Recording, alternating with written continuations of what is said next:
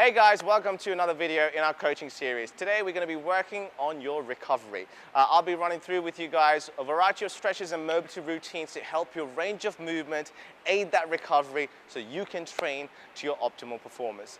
Starting off, the drill I'm going to show you is what we call a 90-90. Now if you're trying to loosen up your hips, prime them up for any kind of hinge work or squat work, this is one of my go-to movements. So this is what we call a 90-90 flow. You're going to sit onto the ground.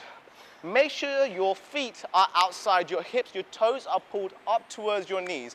Once you're in this position, keep your hands in front, try and lengthen that spine and retract those shoulder blades. From here, you're going to drop your knees to rotate one side, pinch the shoulder blades back, hinge to that front knee, come up nice and tall, rotate back to that neutral position.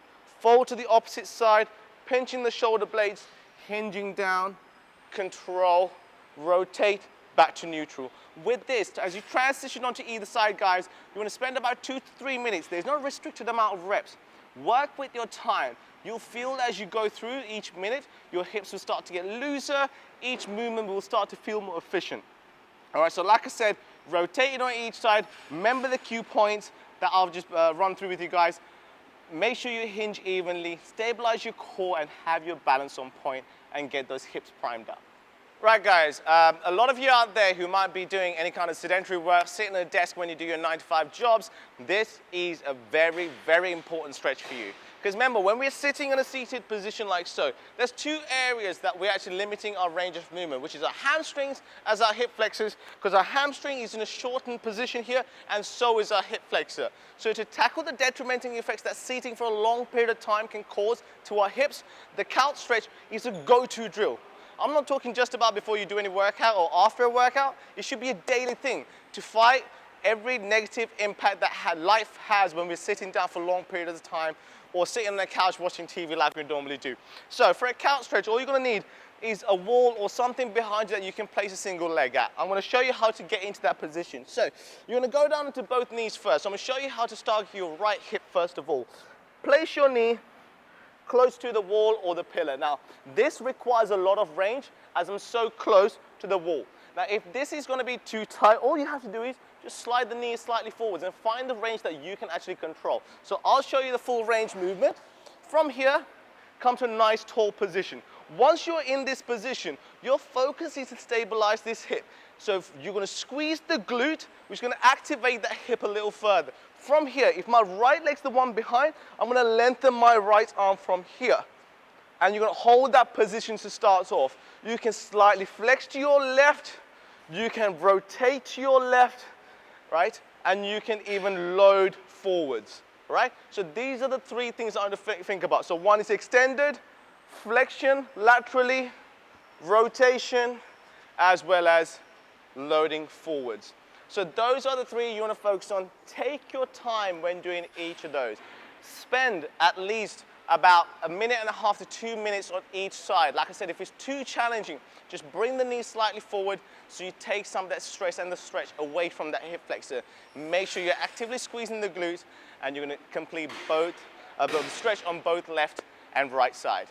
Right guys, the next stretch I'm going to be showing you guys is called a pigeon stretch. This is targeting your glutes and that hip flexor again. So what you want to do is on the mat, you're going to bring one leg in front of you. Make sure in that leg, your shin is nice and straight. With the back leg, allow it to slide nice and deep so your groin is towards the ground.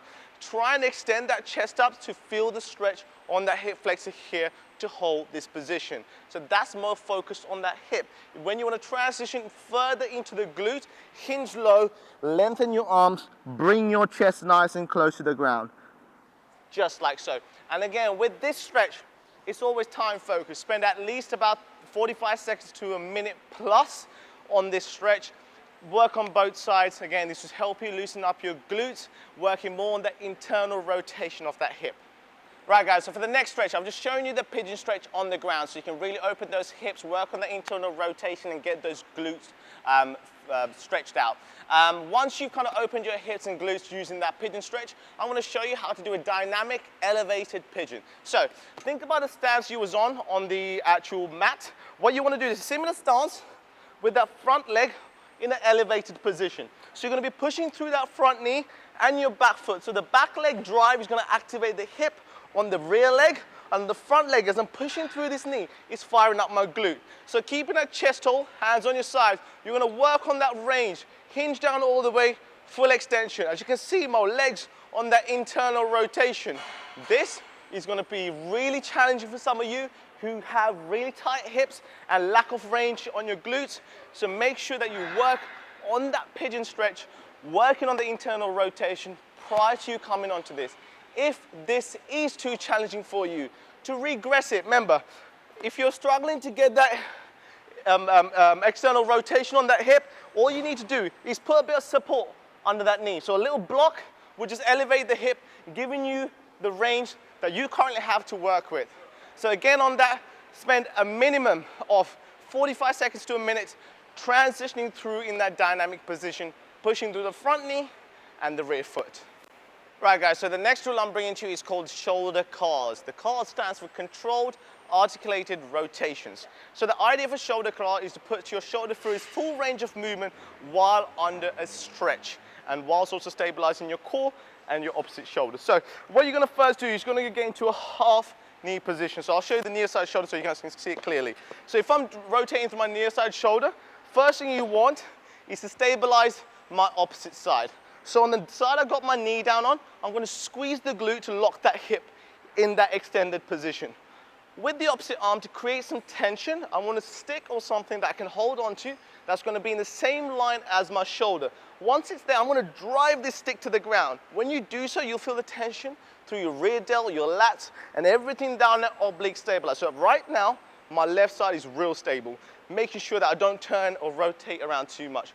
Once you're in that stable position, with the opposite hand, bring it next to you, clench the fist, keep your thumb pointing forward. From here, keeping the arm right close to you, extend, reach high, bring the bicep towards your ear. You can see once I take my arm as far back as I can with my thumb pointing back, I'll find my sticking point. So to go from here, I'll just rotate my thumb around, all the way around, thread it back, and pinch up my back. So you're getting that full extension. What you don't want to see is the body turn, remember, because you're tensing through that left side. Then extend, take the palm as high as you can, find a sticking point. When you can't come any further, rotate through, transition forwards, thumb pointing up as it comes by my side. So I'm going to show you once more again.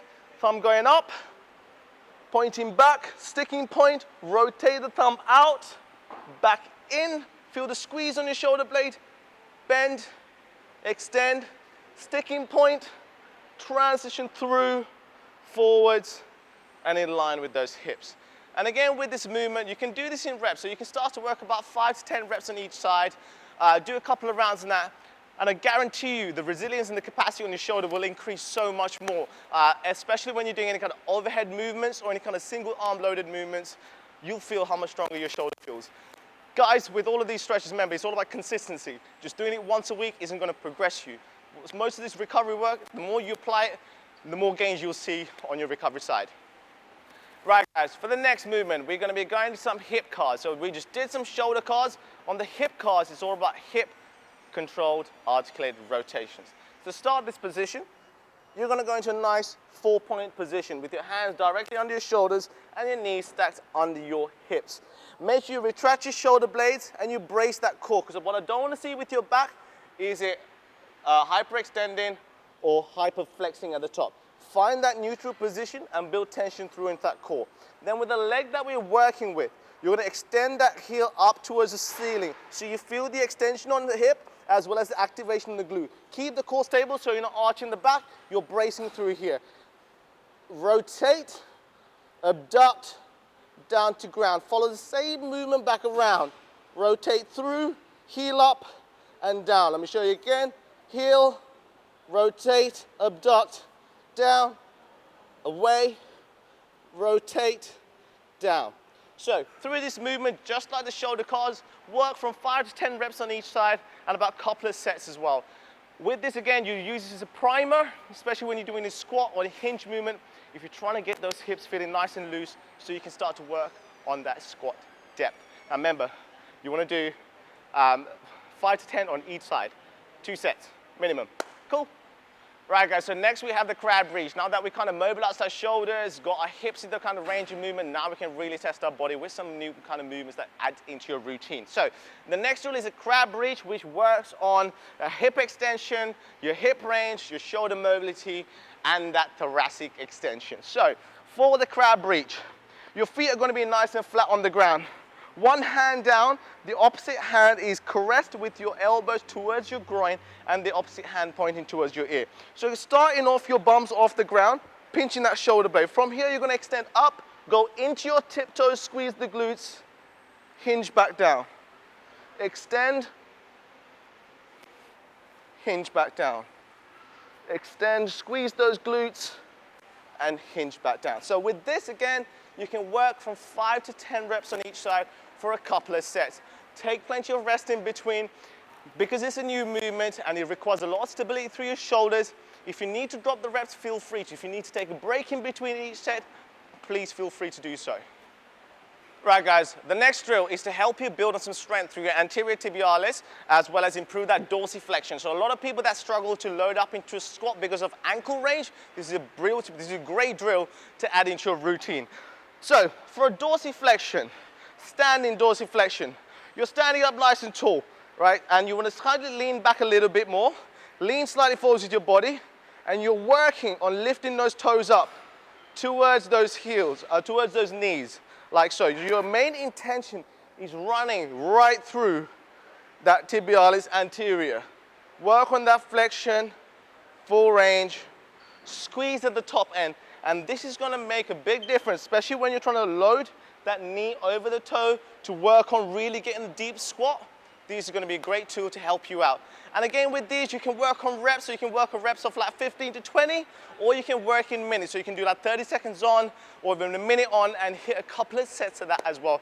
Rest-wise, take about 30 seconds in between each set. Right guys, so coming up towards the last couple of stretches, next we're going to show you a hamstring stretch.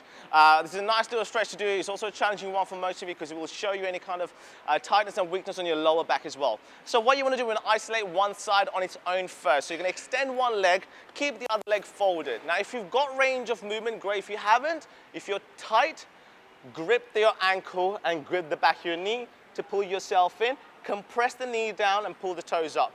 If you've got range, reach towards those heels and pull yourself in, and make sure you're tensing that quad. Remember, if the quad is relaxed, right, you're going to have a slight bend. If you've got tension on that quad, you're really working on the extension of that knee. Work on that positioning and hold it like so. If that's too tight, remember, hold, pull yourself in, only work within your own range.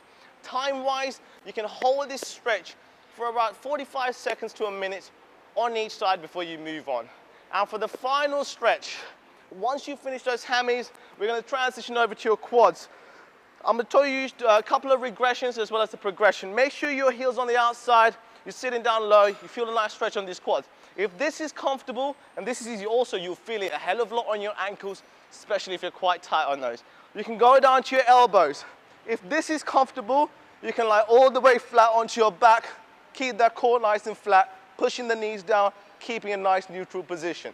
And again, with these holds, you're trying to hold these positions, again, for about 45 seconds to a minute.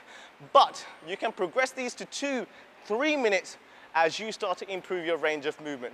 Guys, all of these stretches in this recovery session are really crucial if you want to make sure that you minimize the likelihood of injury, you have the best start to your fitness journey, so you make sure your mobility, your flexibility is on point, so when you learn new movements, when you actually accomplish new movements, you do it with impeccable technique and good range of movement. Guys, train safe. If you have any questions, do send them over to us, or put a comment below on this video. We look forward to helping you guys in this coming series, and hope you guys enjoy our initial coaching series out with us.